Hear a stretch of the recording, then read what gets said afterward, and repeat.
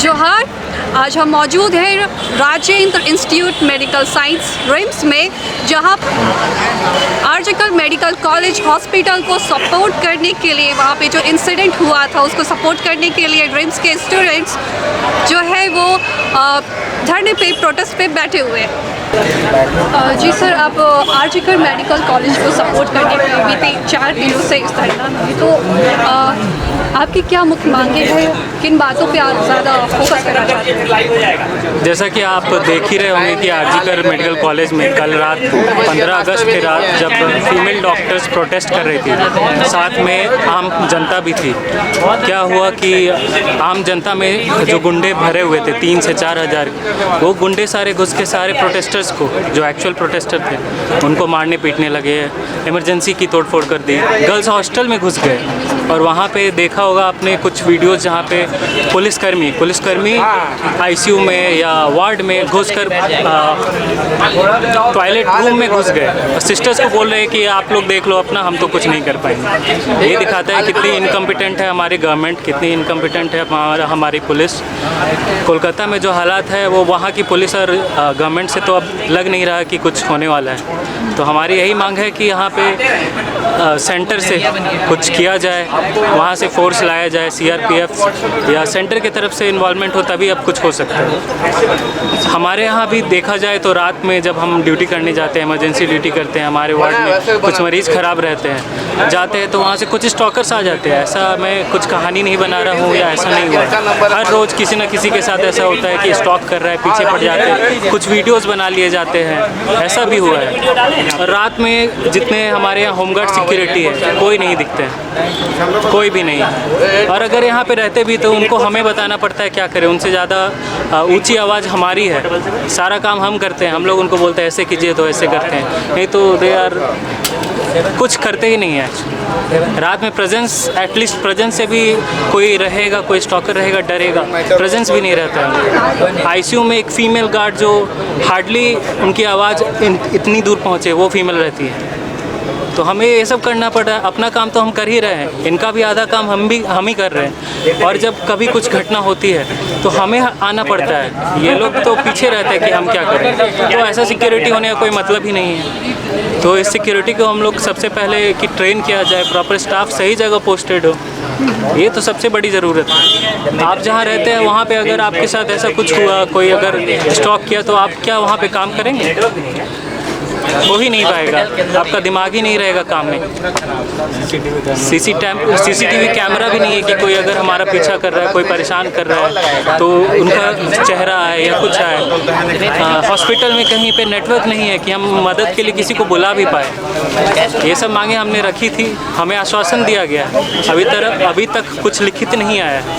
हमेशा ऐसा ही होता है, प्रोटेस्ट होता है, आश्वासन दिया जाता है, कुछ रिटर्न आता नहीं है और वो बस हम कर रहे हैं, ऐसा ही चलता रहता है। हम अपने सिक्योरिटी के लिए, हमारे पेशेंट्स की सिक्योरिटी के लिए, नर्सेज स्टाफ, पैरामेडिकल, सबके लिए हम बोल रहे हैं। ये सिर्फ यहाँ की बात नहीं है, ऐसा आप हर रोज़ देख रहे होंगे, न्यूज़ में आ रहा है। अभी उत्तराखंड में नर्सेज के साथ एक बदसलूकी हुई, फिर से सेम रेप एंड मर्डर। तो इस तरह से तो ज़्यादा दिन कुछ भी चल नहीं पाएगा। और हमारा यही कहना है कि ये हड़ताल ये ज़रूरी है, हमारा शौक़ नहीं है, ये ज़रूरत है। जी सर, आपका परिचय? मेरा नाम शाश्वत मयंक है, मैं department of general surgery, RIMS Ranchi, 3rd year resident. शुक्रिया। जी सर, आप बताइए कितने दिनों से आप आरजीकर कॉलेज को सपोर्ट करने के लिए यहाँ पे प्रोटेस्ट कर रहे हैं? हम लोग ये 4 दिन, हमारा चौथा दिन है आज यह प्रोटेस्ट का, जो हम लोगों ने ये प्रोटेस्ट में आरजीकर को सपोर्ट किया है। जिस तरह से कि हमारे आईपीडी बंद है और ओपीडी बंद है, बस हमने इमरजेंसी सर्विसेज को चालू रखा है सो डैट कि आम जनता को दिक्कत ना हो।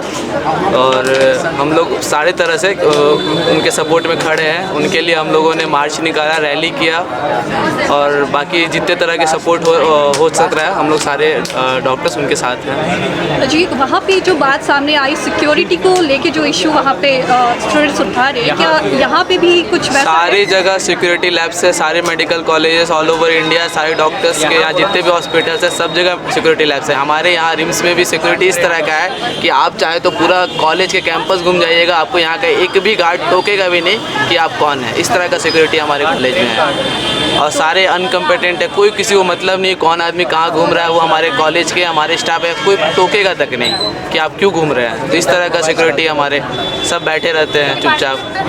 तो क्या कभी आप लोगों ने इसका मतलब ये हम लोग बहुत पहले से ही रिम्स के एडमिनिस्ट्रेशन को ये सूचना दिया था और उनको बोला, इससे पहले जब ये बदला गया था सिक्योरिटी गार्ड, उससे पहले ही रिम्स में ये बोला गया था कि ये सिक्योरिटी गार्ड कम्पिटेंट नहीं है, फिर भी उन्होंने कुछ नहीं बोला, बस ऐसे ही चल रहा है हमेशा। ये आज का कोई नया बात नहीं है, सिक्योरिटी लैब स्टार्टिंग से ही सिक्योरिटी का मुद्दा बना हुआ है रिम्स में। फीमेल डॉक्टर्स के ऊपर आए दिन आप खुद पढ़े होंगे कि रिम्स एमरजेंसी में मारपीट हुआ, IPD में ये हुआ, आए दिन ऐसा न्यूज़ आते रहता है रिम्स में, लेकिन फिर भी रिम्स एडमिनिस्ट्रेशन यहाँ कुछ नहीं करती है। जी सर, तो अब ये जो आपका प्रोटेस्ट है वो कब तक? ये हम लोगों ने इनडिफिनाइट, अभी तक कोई ये नहीं है कि हम लोग कब विड्रॉ करेंगे। इनडिफिनाइट है जब तक जो गुनहगार है उनको फांसी तक का सजा ना मिल जाए, जो भी CBI जब तक इसको इन्वेस्टिगेशन कंप्लीट ना कर ले और प्रॉपर उनको पनिशमेंट नहीं मिले तब तक ये चलेगा अभी। जी सर, आपका परिचय? मेरा नाम सुशांत शर्मा है, 3rd ईयर MBBS स्टूडेंट। जी आपका शुक्रिया।